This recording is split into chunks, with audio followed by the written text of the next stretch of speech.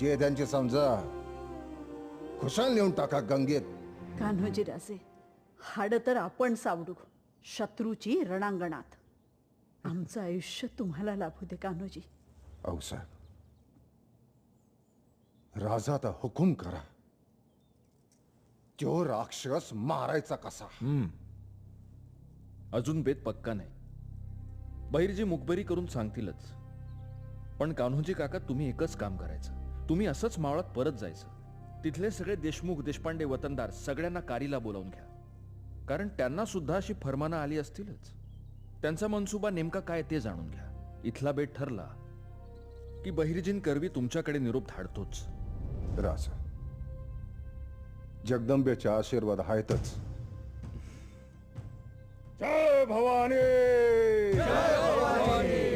काय पासलकर आला तर खानाचा फरमा